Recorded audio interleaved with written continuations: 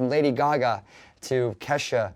Skrillex was coming to our parties all the time. Like the world was coming down into this place where there was no segregation in the music. It's like, you want to break in LA, you have to play at our parties because we're consistent and we're bringing in all the new talent.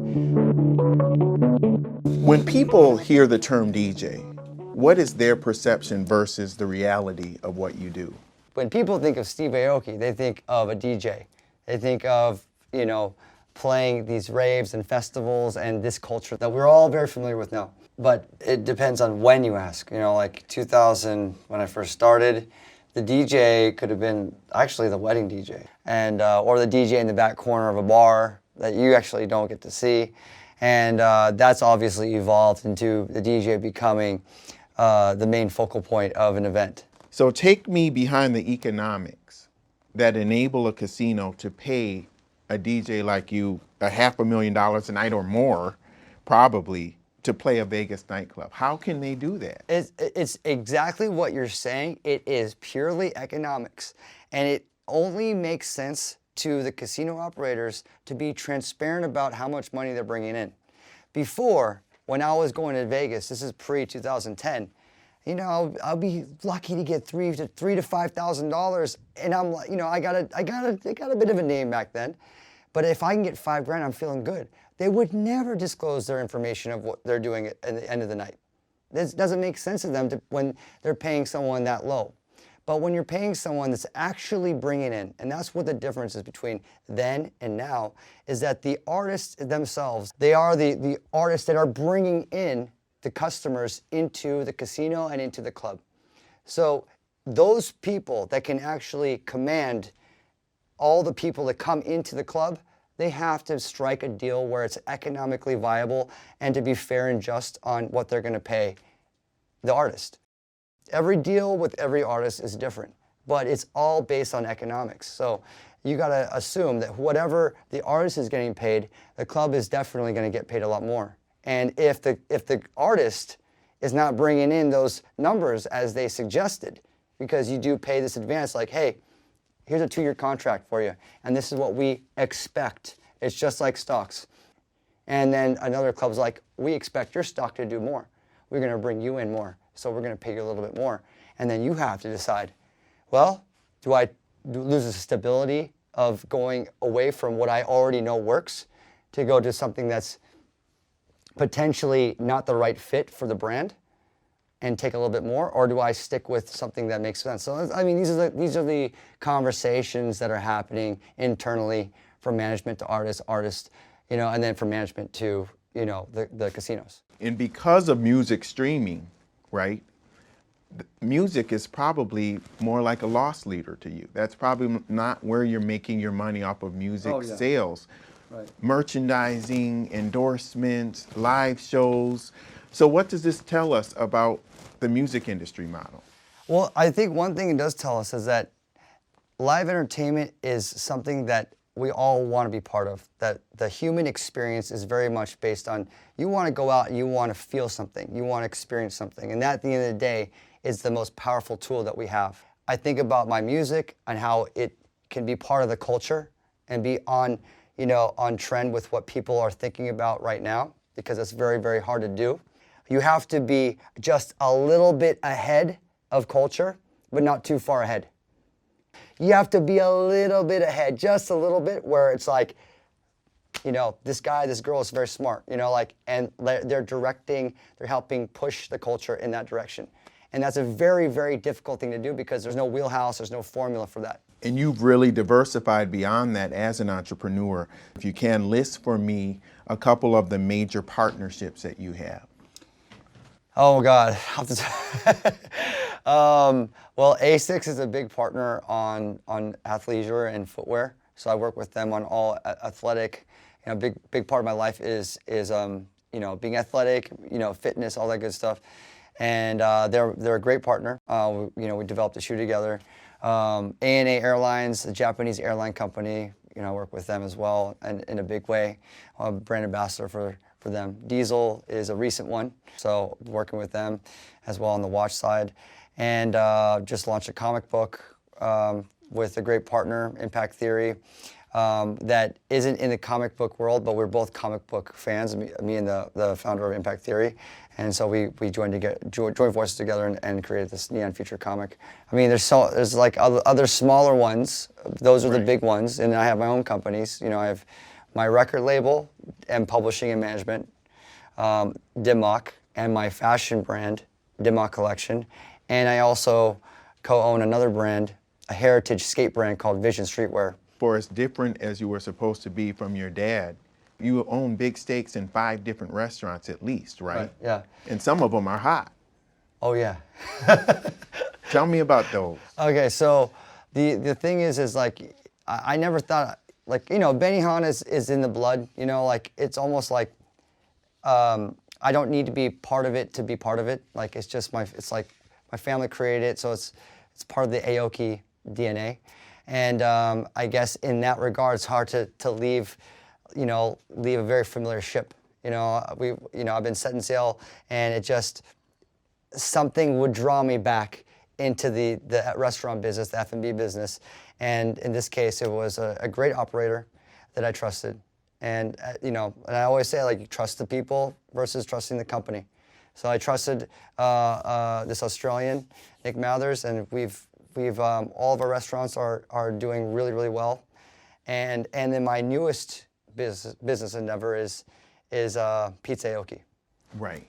But it's based on a new model that I think is going to take shape, which is where Uber went from taxis, where streaming went from physical CDs. How does it work? It's a delivery service only pizza company. So we have our own kitchens, and in our kitchens, we service all those areas, obviously. So you went from indie rock to becoming a DJ. How did that happen? Yeah, so what happened was I moved to LA to really go, okay, I'm gonna focus on my record label. And I had to make some noise. I had to make some noise in Los Angeles, so I started throwing these small Dimmock parties, and we're talking like 40 to 60 people, and kind of cultivating our own little indie scene in Los Angeles. And that grew to become the gateway where all the underground acts, it doesn't matter if you're hip hop, you're rock, you're pop, you had to play at the Dimmock parties to get exposed, to blow up. Every manager, to every label, to all the agents. What was the timeline? How long did this take to get to that point? So I started playing around 2002, 2003. I started DJing like little parties here and there, and then I started thinking like, hey, I want to brand Dimmock into these parties and do consistency around them. And then eventually we got a bigger space, and we're like, well, we have this new artist, Kid Cudi. He's gonna come through. He's gonna perform.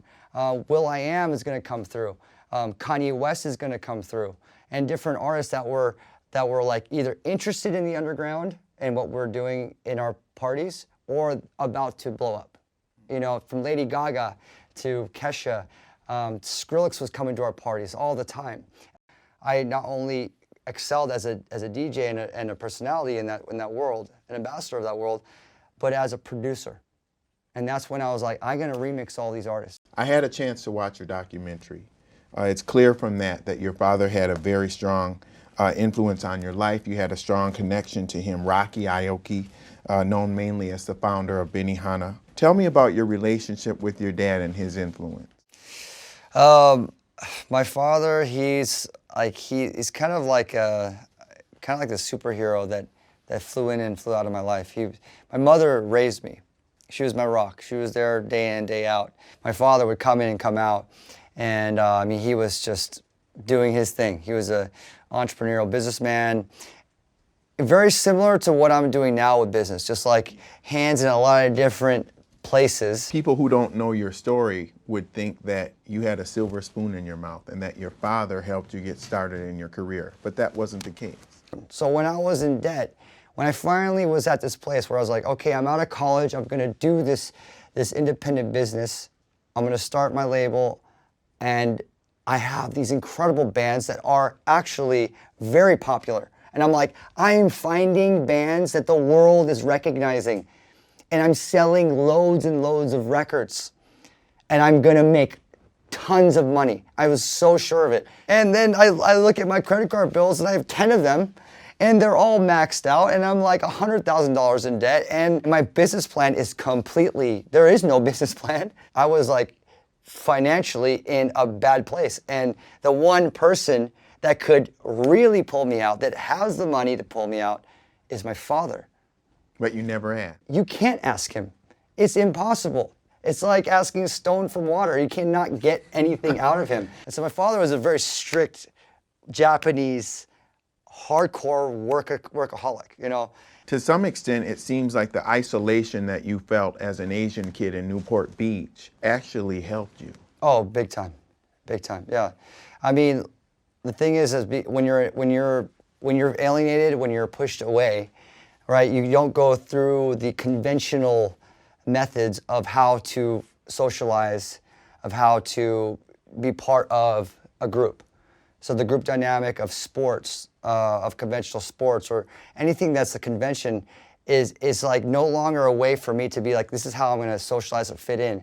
So that's where I found, you know, this subculture of music that allowed me to have a space there where I could fit in alongside other, you know, alienated kids. In that sense, that music, that little music scene that I was part of was like a religion. It was like, we are going to be the people to promote this little culture. It gives you this power that anything is possible if you have a community of people support you, and it could be as small as 4 people. Yeah.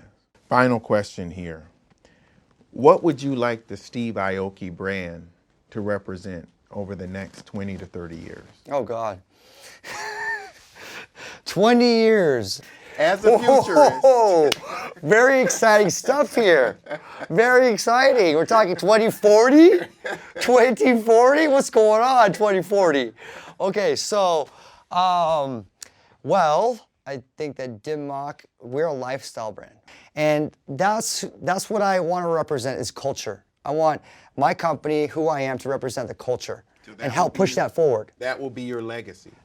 But in 20 years, we're going to really put technology, and where that's going on promoting health, promoting longevity. Because by this time, and I really believe this, that we are the generation, this life, you and me, all the cameramen here, everyone that's alive right now, we will either be the last generation of people to die or the first generation of people to live forever.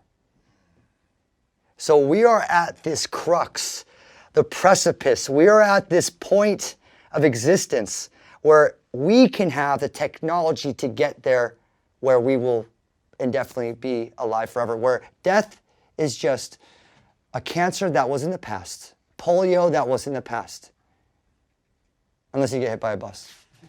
Be careful, brother. Thanks so much, Steve Aoki. This was great. Thank you. Appreciate it.